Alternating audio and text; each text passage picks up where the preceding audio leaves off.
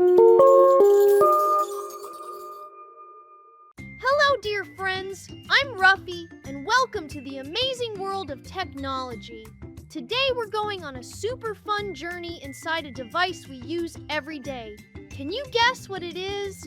Of course, the phone. Are you ready? Let's explore how a phone actually works. Imagine you're calling your friend. You say, "Hello." Your voice goes into the phone's microphone, where it turns into an electrical signal.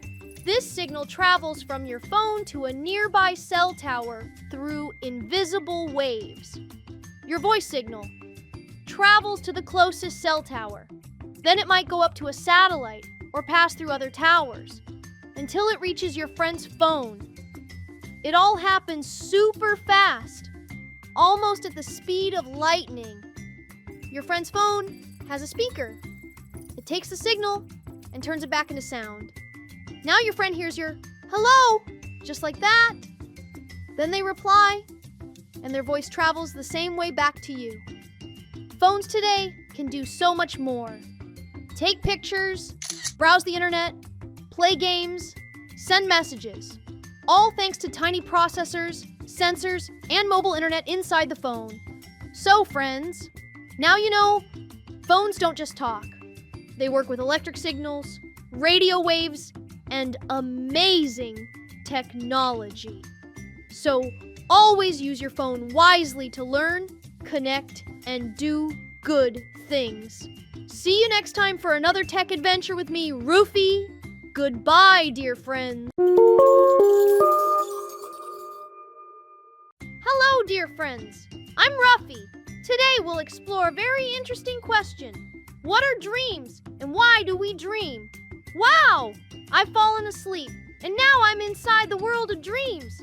Look around. There are colors, people, animals, and even flying birds everywhere. Dreams are such a mysterious place. Psychologists say that dreams are the brain's way of processing thoughts and memories. When we sleep, part of our brain stays active and plays back what we experienced during the day, almost like a movie. There are many reasons why we dream. Events we experience during the day, our hidden fears or secret wishes. And sometimes the brain just mixes random pictures together. Dreams help us understand our feelings. Sometimes they show our hopes, and other times they remind us of problems we may face. That's why psychologists study dreams to learn about people's inner world. So, dear friends, dreams are not just random images. They're a mysterious window into our inner world. That's why remembering our dreams can be so exciting. So, friends, see you next adventure. Bye. Hello, friends.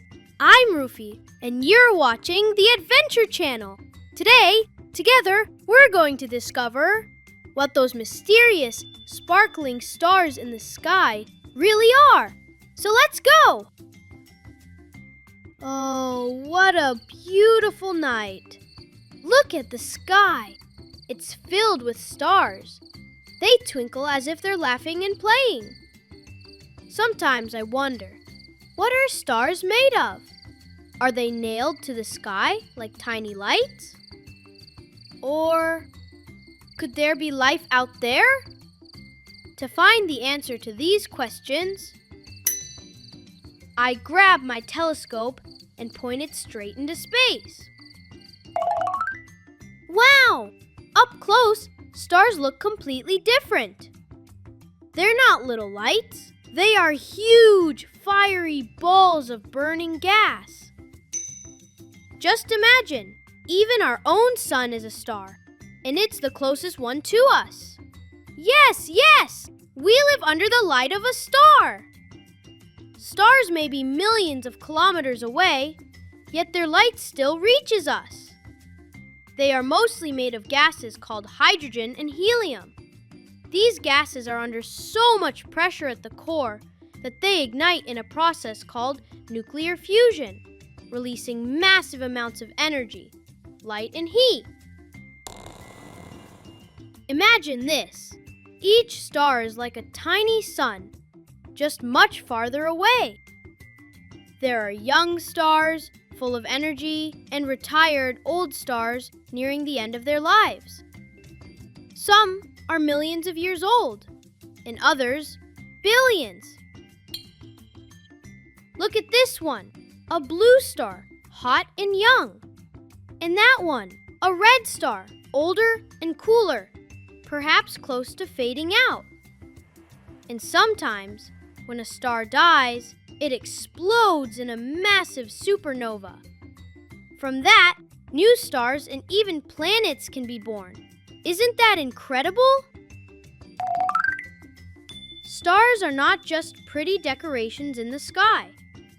They help people tell time, find direction, even understand history. Long ago, sailors used the stars to navigate the seas. Our ancestors observed the stars to create calendars and mark seasons. Every time I look at the sky, the stars seem to wink at me. Now I know what they really are. The universe's brightest sources of energy, massive balls of gas, glowing pages in the storybook of the cosmos. Dear friends, today we took one step closer to the secret of the stars. Together, we explored science, astronomy, and the wonders of space. But remember, there are still so many mysteries left to uncover in the universe. Never lose your curiosity. Keep exploring, keep learning, and always reach for the stars. Until our next adventure with Ruffy, goodbye!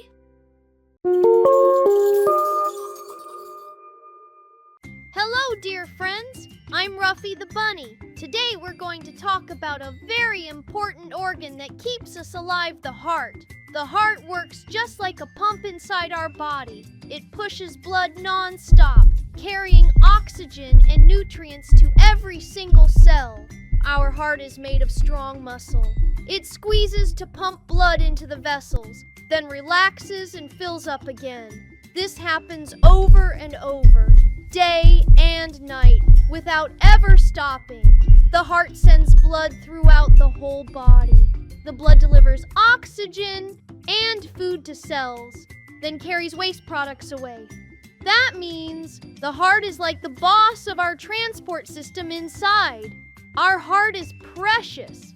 To keep it healthy, we should get fresh air and exercise. Eat healthy foods. Be careful not to eat too many sweets or junk food. So, my friends, the heart is our body's endless pump. It never rests and keeps us alive every moment. That's why we must always take care of it. Goodbye, dear friends. See you next time. Hello, my dear friends. I'm your adventurous buddy, Ruffy the Rabbit. Today we're going to learn about something very interesting, but also a little dangerous. Earthquakes. Whoa, what was that? Does the Earth really shake like this? Let's find out together. The Earth is huge, and inside it there are several layers. The crust, the mantle, and the core. The crust we live on is made up of giant pieces called lithospheric plates. These plates don't stay still. They slowly move. Sometimes they collide, sometimes they drift apart, and sometimes they slide past each other. When the plates move, stress starts to build up between them. If this stress becomes too great, it suddenly breaks and releases energy in the form of seismic waves. That's an earthquake. That's why earthquakes start suddenly without warning. Scientists measure earthquakes with the Richter scale.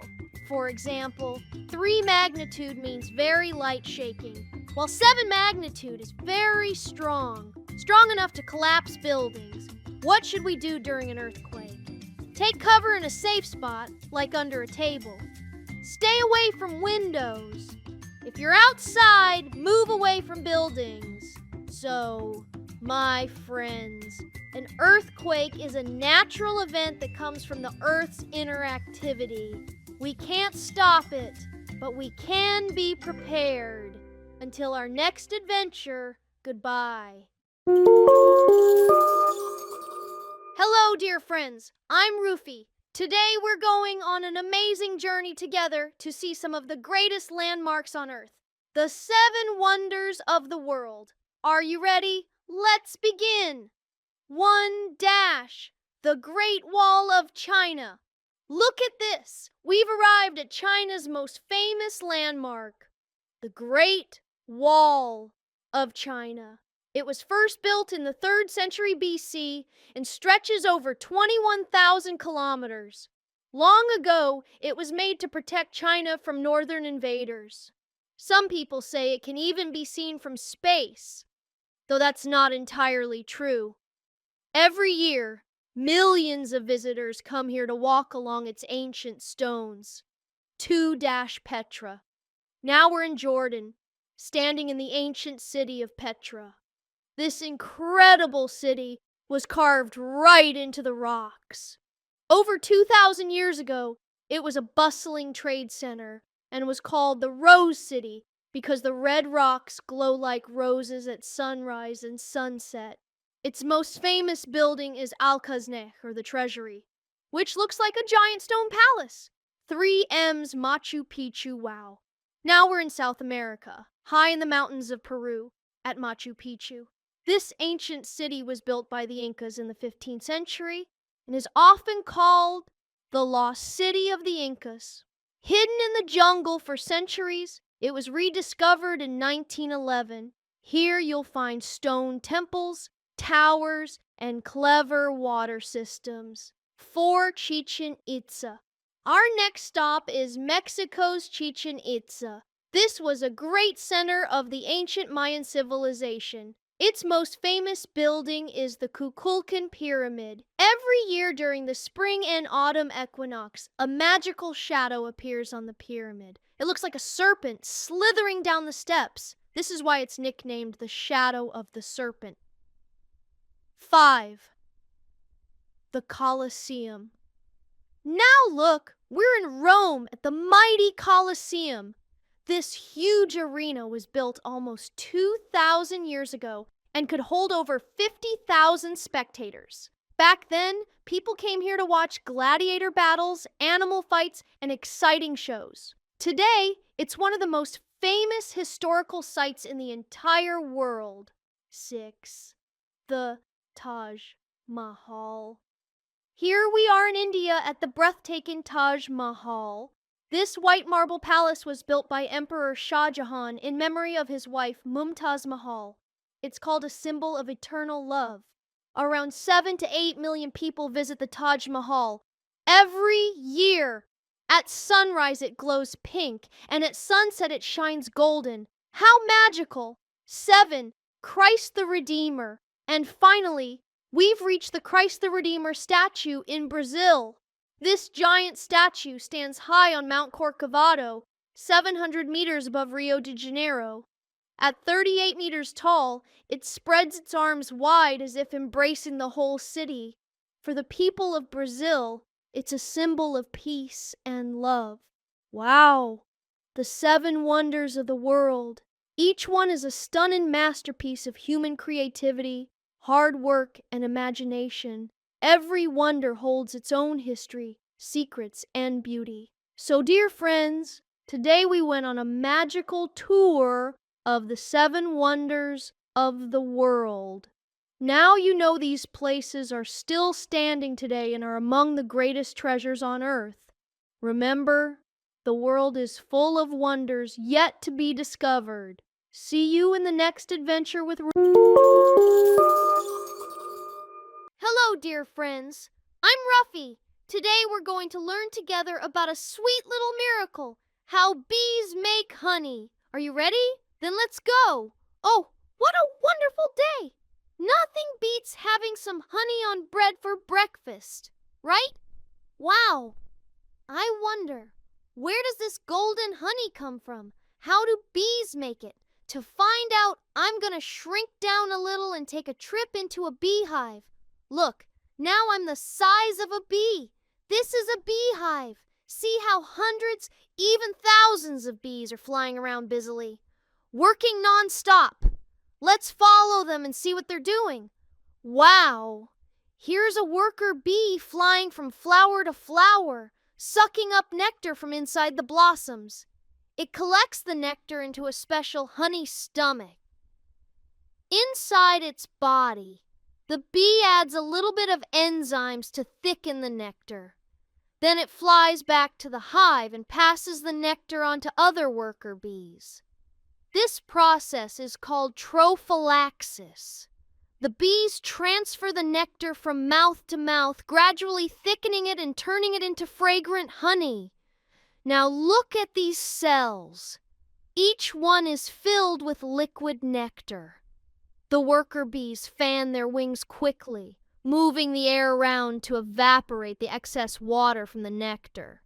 This way, the liquid nectar slowly thickens and becomes real honey. Aren't these little creatures smart and hardworking?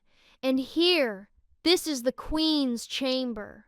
She runs the whole hive and lays eggs for the next generation of bees. All the bees work together and help each other to keep order in the hive. Now I'm back to my normal size. I've realized how much hard work and teamwork goes into just a single drop of honey. One bee alone couldn't do much, but when thousands of them come together, they can create an entire sea of honey. So, dear friends, today we've learned how bees make honey. Next time you taste honey, remember these tiny, hard-working friends of ours. Don't forget, the world is still full of miracles waiting to be discovered. See you on the next adventure with Ruffy. Goodbye.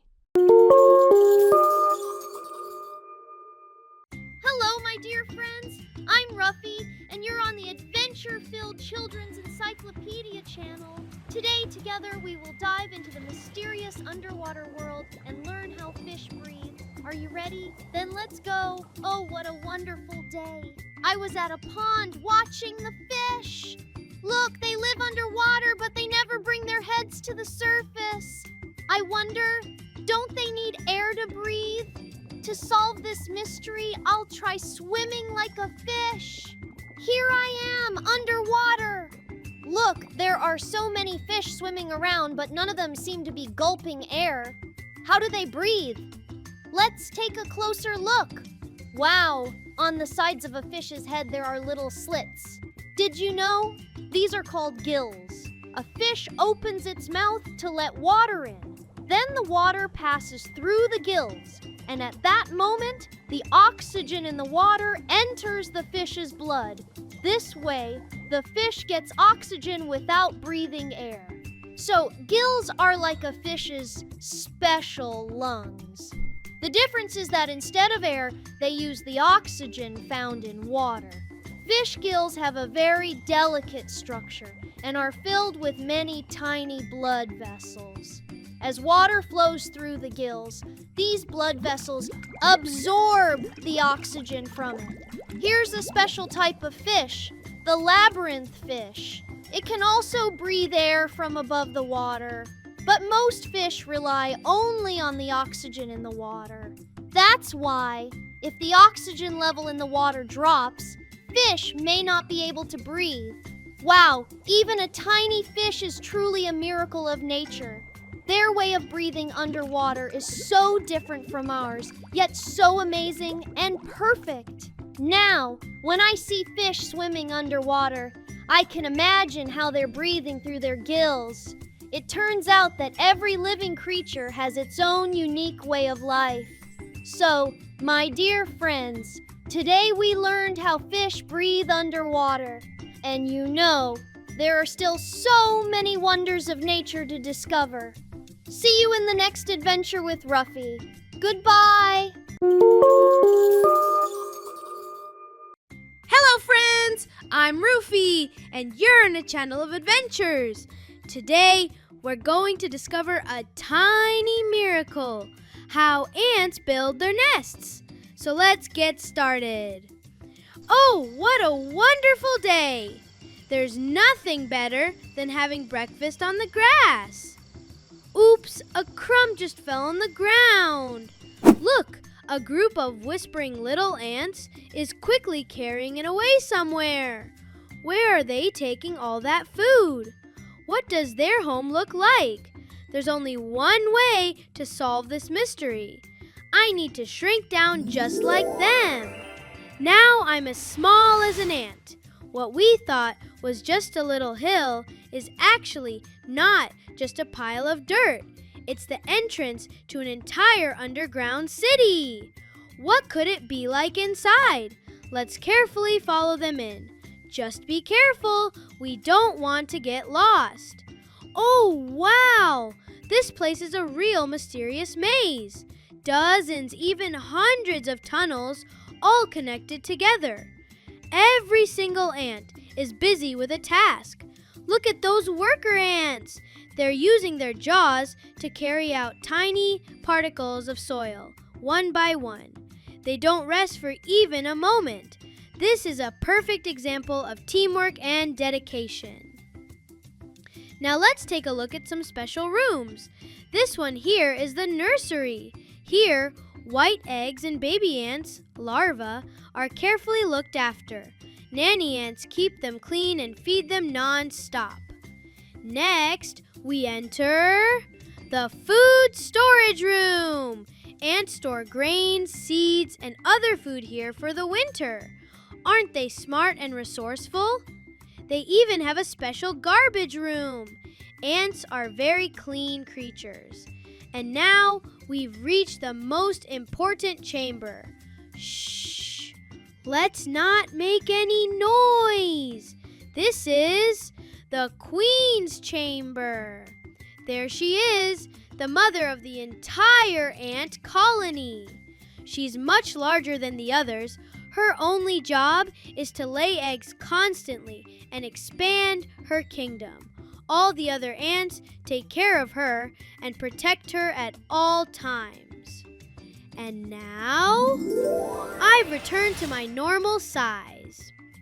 A single little ant may seem powerless, but when thousands, even millions of ants come together, they can build these incredible underground palaces.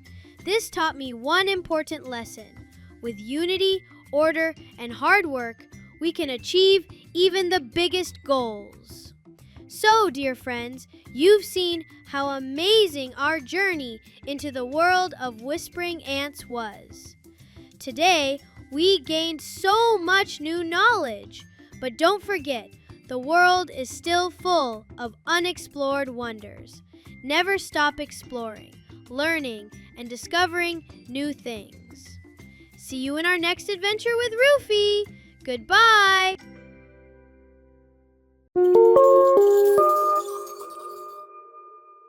Hello, my dear friends. I am Ruffy, and today we will talk about one of the most essential parts of our lives, trees. The question is, why are trees important for us? Wow!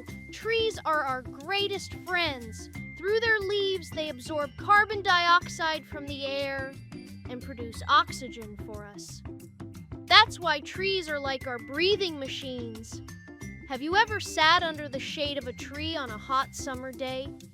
Trees protect us from the strong rays of the sun and keep the environment cool. Trees are not only important for humans, but also for many animals. Birds build their nests in the branches.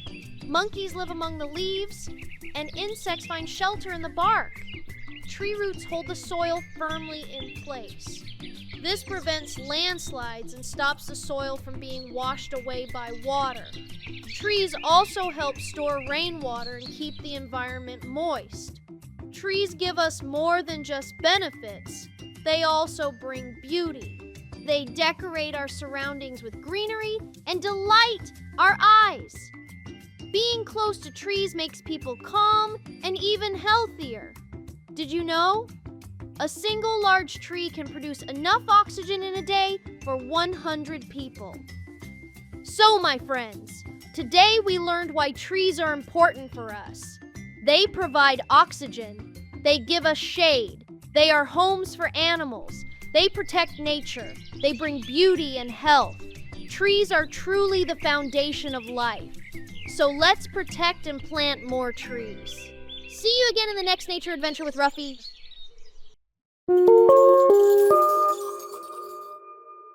dear friends. I'm Ruffy, and you're watching the Adventure Channel. Today, we're going to explore something truly ancient and amazing. The mighty creatures from the past, dinosaurs. Ready? Let's go! Oh, what a wonderful day. Nothing beats a trip to the school museum. Wow! Look at this huge set of bones. It's a Tyrannosaurus Rex skeleton. But I don't want to just see the bones. I want to see them alive. And there's only one way to do that. Let's hop in a time machine and travel back millions of years. Here we are in the Jurassic era, back when dinosaurs ruled the earth. They came in all shapes and sizes, some peaceful, some dangerous. Let's look around. Wow, that's a diplodocus. It's taller than the trees. This dinosaur is a plant eater, called a herbivore, and its long neck helps it reach leaves from the tallest trees. And look over there, a herd of triceratops grazing. They have 3 horns on their heads. These help them protect themselves from predators.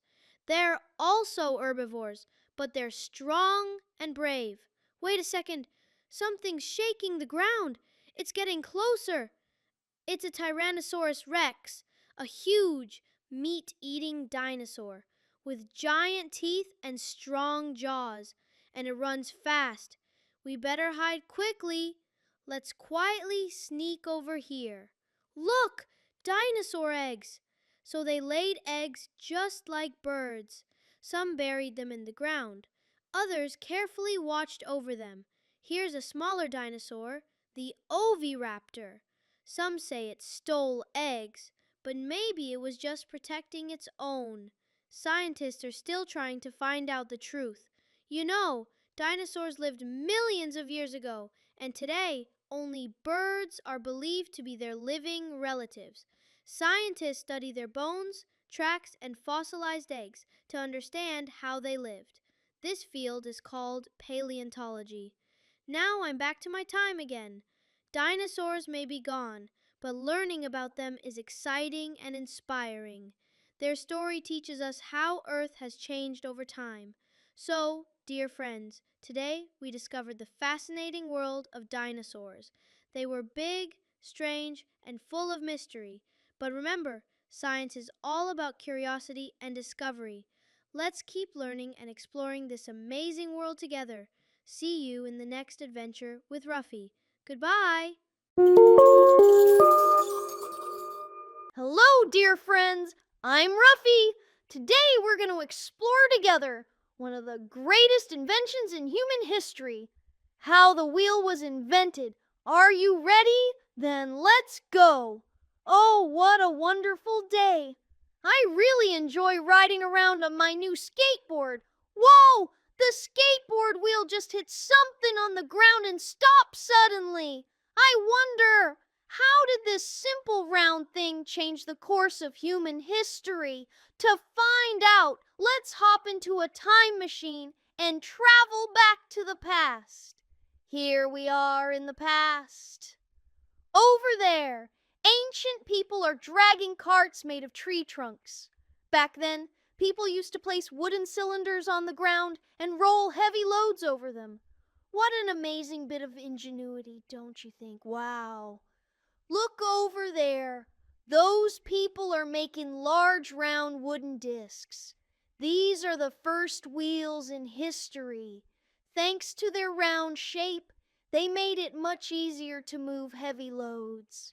At first, these wheels were only attached to sledges and wooden carts. Later, people began fixing them onto wagons, allowing them to transport goods across long distances. This invention changed the whole world. Now let's fast forward to the Metal Age. Here, bronze workers are covering wheels with metal rims to make them stronger and more durable. This made them even tougher and able to last much longer. Did you know? The wheel wasn't just used for carts. It became the basis for mills, clock mechanisms, and even the cars we drive today. If humans hadn't invented the wheel, we might still be dragging heavy loads around. I've returned to my own time now. What seems like such a simple round shape turned out to be a key tool for advancing all of civilization. So, dear friends, today we learned about the history of the wheel's invention and saw how it made human life so much easier. Remember, the world is still full of mysterious discoveries waiting to be explored. See you on the next adventure with Ruffy. Goodbye. Hello, dear friends. I am Ruffy the Rabbit. Today we are going to travel back in time to ancient Rome. There we will meet the famous warriors, the gladiators, and visit the giant Colosseum. Look, everyone. This is the Great Colosseum. It could hold thousands of spectators. People came here to watch battles and cheer for their favorite gladiators. Gladiators were warriors, specially trained to fight in the arena. Many of them were prisoners or slaves, but some free men also chose this dangerous life.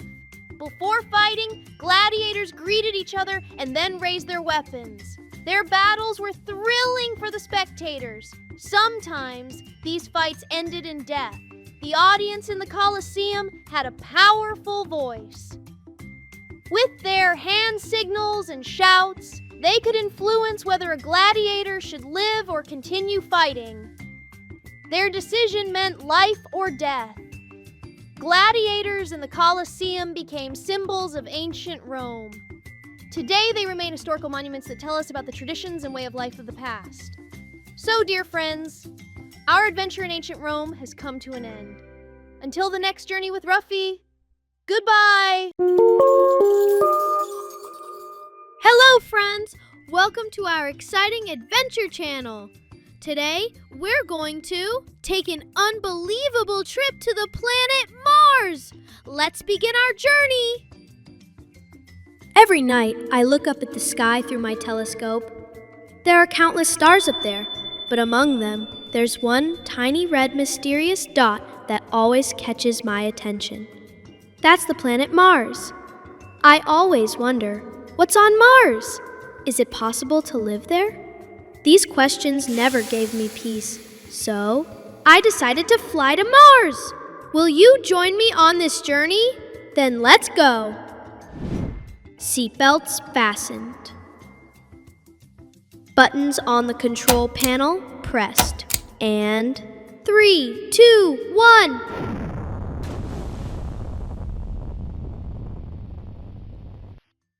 Look! That's our home!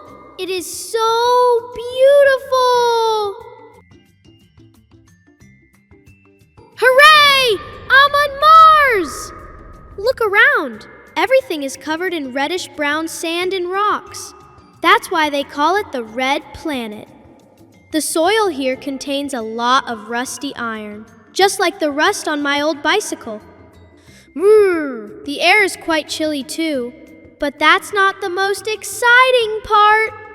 Whoa, look at that enormous mountain.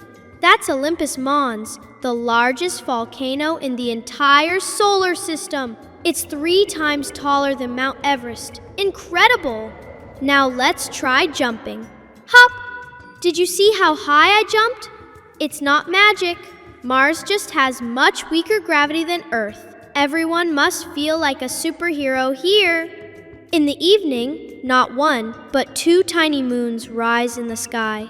Their names are Phobos and Deimos. They aren't round like our moon. They look more like potatoes! So funny! Mars is such a mysterious and fascinating planet. But I started to miss our blue sky, green grass, and my friends. It's time to go home. From this journey, I've realized one thing. There's so much to explore in the universe, but Earth is our only and most beautiful home. So, friends, wasn't our trip to Mars absolutely amazing? We learned so many new things today. But don't forget, the world is still full of unexplored secrets. Never stop exploring, learning, and discovering new things. See you in the next adventure with Ruffy. Goodbye. Hello, dear friends. I'm your loyal, adventure-loving friend Ruffy, and you're on our magical channel. Today we're going to explore how life begins. Yes, just as you imagined. The journey from a tiny seed to a mighty tree. Come closer. Look, right here is a small, ordinary seed I found. It seems so unimportant, doesn't it? But can you imagine? This very seed might one day grow into a shady, fruitful, and vibrant tree. Here's how it happens. The seed falls to the ground. If the soil is fertile, the sun is shining, and rain gives it moisture. The seed begins to awaken. Wow! Slowly, the sprout is sending out its first roots. Look, the roots are digging deeper and deeper into the soil, searching for water and nutrients. This is the very first step. And then a tiny green shoot peeks out from the earth. It's still delicate, but so brave. The sun greets it warmly. Its little leaves begin to open. The sprout waves in the breeze and drinks from the rain. Hooray! It's growing leaves. These leaves catch sunlight and start making food for the plant. This process is called photosynthesis. It's a big word, but for plants, it's like having breakfast. Now, there's no turning back. It keeps growing. The stem thickens, branches spread out, and more leaves appear. Over time, it becomes a giant tree. Wow, look at that. The seed from yesterday has now grown into a huge tree. Birds are building nests in its branches. Its leaves are rustling in the wind, and children are playing in its shade. The tree isn't just beautiful, it's also so helpful. It cleans the air, offers cool shade to rest under, and brings blessings to the earth. It's truly a friend of nature. Dear friends, here's what I've learned. Even the tiniest seed, with patience, care, and time, can turn into a great miracle. Every small beginning can lead to a big result. Our adventure ends here for today, friends. Now, every time you see a tree, see you again on our next adventure. Goodbye. Hello, dear friends. I am Ruffy the Bunny. Today, I want to learn something very interesting. Why does soap clean dirt? Oh no! Look at this! My t-shirt is so dirty. How can I make it clean again? Of course, with soap. But how does soap actually do it? Friends, did you know that most dirt is connected to oil and greasy substances? For example, oil from your hands, a drop of food, or dust that sticks to grease. Ordinary water cannot wash away this oil. Soap molecules are very interesting. One end loves water, and the other end loves oil. When we use soap, the oil-loving tail sticks to the dirt, while the water-loving head faces the water. This way, the oil is trapped and lifted into the water. This process is called emulsification. Now, the dirt is broken up and washed away with the water, thanks to soap molecules. Wow! Look at this! My t-shirt is clean again. So soap is not just something that smells nice, it's actually a wonderful helper of chemistry. So, my dear friends, today we learned how soap cleans dirt. It grabs the oil and lets the water carry it away. Every little bubble of soap is actually a tiny chemical miracle. See you in the next adventure with Ruffy. Hello, dear friends. I'm Ruffy, and are you ready for another fun science adventure? Today, we're going to explore one of the most familiar, yet most magical substances in our lives, water. Let's discover the 3 states of water and even try a simple experiment together. Water. We see it every day. We drink it, we use it. But did you know water can exist in 3 different states? The first one is ice. This is water in its solid state. The second is liquid water, the one we drink. And the third is steam, or water in its gas state. Take an ice cube from the freezer. That's solid water. If you leave it at room temperature, it melts and turns into liquid water. But what if we heat this water? As it boils, you'll see white mist rising. That's water vapor. So water can change from one state to another like a little magician. All right, let's try a simple experiment together. 1. Place an ice cube in a glass. Watch as the ice slowly melts into liquid water.